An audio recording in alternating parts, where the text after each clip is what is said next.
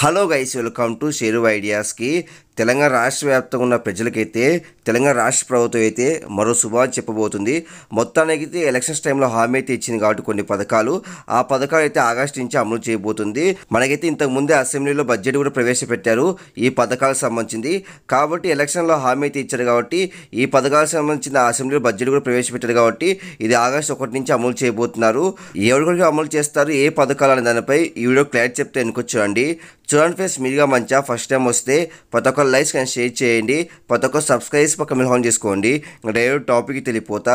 మొత్తానికి అయితే తెలంగాణ రాష్ట్ర వ్యాప్తంగా ఉన్న ప్రజలకైతే తెలంగాణ రాష్ట్ర ప్రభుత్వం అయితే మరో శుభాలు చెప్పబోతుంది. మొత్తానికి అయితే ఎలక్షన్స్ టైంలో హామీ అయితే ఇచ్చింది కాబట్టి కాంగ్రెస్ ఇప్పుడు కాంగ్రెస్ అయితే అధికారంలో ఉంది కాబట్టి తెలంగాణలో ఈ నేపథ్యంలో రాష్ట్ర వ్యాప్తంగా ఉన్న ప్రజలకైతే కొత్త పథకాలు అయితే అమలు చేయబోతుంది ఆగస్టు నెల 1వ తేదీ నుంచి. కాబట్టి ఇది ఒక శుభాదని చెప్పొచ్చు. కాబట్టి ఈ వీడియో పూర్తిగా చూడండి, ఏ పథకం ఎవరికి డబ్బులు పడుతుంది అని దానిపై మీకైతే క్లియర్గా అర్థమవుతుంది. ఇంకా డైరెక్ట్ టాపిక్ తెలిపోతా. ఆగస్టు 1వ తేదీ అయితే మనకైతే ఆసరా పింఛను, గత ప్రభుత్వం ఆసరా పింఛన్గా ఇప్పుడున్న ప్రభుత్వం చేయూత పింఛన్గా ప్రజలకైతే పింఛన్ డబ్బులు పంపిణీ చేస్తుంది. కాబట్టి గత ప్రభుత్వం ఆసరా పింఛన్ కాస్త ఇప్పుడున్న ప్రభుత్వం చేయూత పింఛన్గా పేరు మార్చి వృద్ధులకి వితంతులకు 4,000, దివ్యాంగ 6,000 చొప్పున పెంచింది. కాబట్టి ఈ పెంచిన పింఛన్ వచ్చేసి ఆగస్టు 1వ తేదీ నుంచి డబ్బులు అయితే బ్యాంక్ ఖాతాలు జమ చేస్తారంట. కాబట్టి ఇది ఒక శుభాదని చెప్పొచ్చు.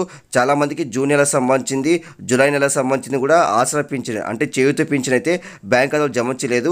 వాళ్ళకైతే ఆగస్టు 1వ తేదీ జూన్ నెల సంబంధించింది, జూలై నెల సంబంధించింది, అలానే ఆగస్టు నెల సంబంధించింది, మొత్తానికి అయితే 3 నెలలకు సంబంధించింది ఒకేసారి బ్యాంక్ ఖాతాలు జమ చేస్తారు.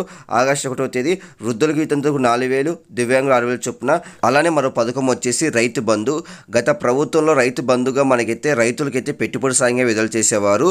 కాబట్టి ఇప్పుడున్న ప్రభుత్వం అయితే రైతు బంధు కాస్త రైతు భరోసాగా పేరు మార్చి రైతులకైతే పెట్టుబడి సాయంగా డబ్బులు విడుదల చేస్తుంది.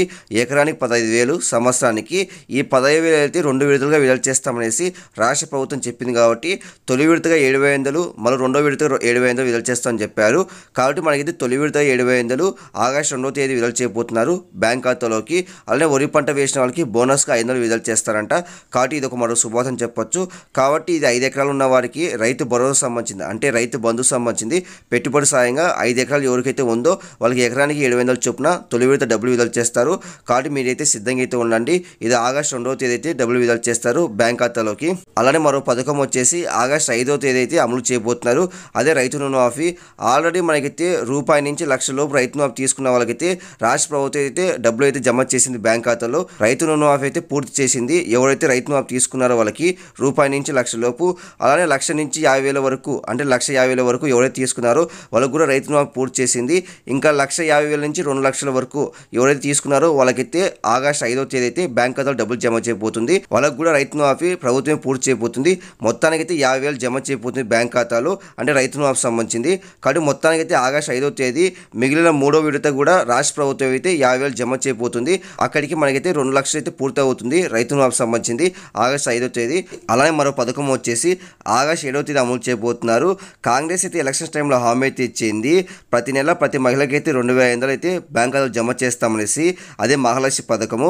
ఆ మహాలక్ష్మి పథకంలో భాగంగా తెలంగాణ రాష్ట్ర వ్యాప్తంగా ఉన్న ప్రతి మహిళకైతే 2,500 జమ చేస్తామనేసి కాంగ్రెస్ అయితే ఎలక్షన్ టైంలో హామీ అయితే ఇచ్చింది. కాబట్టి ఆ పథకం అయితే ఆగస్టు నెల నుంచి అమలు చేయబోతున్నారు. ఆగస్టు 7వ తేదీన ప్రతి మహిళ ఖాతాలో మనకైతే 2,500 చొప్పున బ్యాంక్ ఖాతాలో జమ చేస్తారు. కాబట్టి ఇది ఒక శుభవార్త అని చెప్పొచ్చు. అలానే మరో పథకం వచ్చేసి ఆగస్టు 10వ తేదీ అమలు చేయబోతున్నారు. తెలంగాణ రాష్ట్ర వ్యాప్తంగా ఎవరికైతే రేషన్ కార్డు ఉందో వాళ్ళకైతే ఇంటి స్థలం ఇచ్చి ఇల్లు కట్టుకోవడానికి డబ్బులు అయితే ఇస్తారంట. అదే మనకైతే ఇందిరమ్మ ఇల్లులో భాగంగా ఎవరికైతే ఇంటి స్థలం లేదో ఇంటి స్థలం ఇచ్చి అలానే ఇల్లు కట్టుకొని డబ్బులు అయితే ఇస్తామని చెప్పారు. 5 లక్షలు, దళితులకు అయితే 6 లక్షలు అయితే ఇస్తారంట. కాబట్టి ఇది కూడా మనకైతే ఆగస్టు 10వ తేదీ నుంచి ప్రారంభించబోతున్నారు. కాబట్టి తెలంగాణ రాష్ట్ర వ్యాప్తంగా రేషన్ కార్డు ఉన్న వాళ్ళకైతే ఇంటి స్థలం లేకపోతే ఇంటి స్థలం ఇస్తారు. ఒకవేళ ఇంటి స్థలం ఉంటే ఇల్లు కట్టుకొని డబ్బులు అయితే ఇస్తారు. కాబట్టి మొత్తానికైతే ఇది మనకైతే ఆగస్టులో ఈ పథకాలు అయితే అమలు చేయబోతున్నారు. కాబట్టి మీరైతే సిద్ధంగా అయితే ఉండండి. ఈ పత్రాన్ని రెడీ చేసుకోండి. ఈ పథకాలకి మీ బ్యాంకు అకౌంట్లు కూడా పనిచేస్తున్నా లేదో చెక్ చేసుకోండి. ఎందుకంటే మళ్ళీ డబ్బులు అయితే జమ కాదు కాబట్టి మీ బ్యాంక్ ఖాతాలో. కాబట్టి మీరందరూ అయితే సిద్ధంగా అయితే ఉండండి. ఇంకా అప్డేట్స్ ఖచ్చితంగా పోస్ట్ చేస్తాను. ప్రతి ఒక్క లైక్స్ కానీ షేర్ చేయండి, ప్రతి ఒక్క సబ్స్క్రైబ్స్ పక్క మిల్హాన్ చేసుకోండి. Thank you for watching.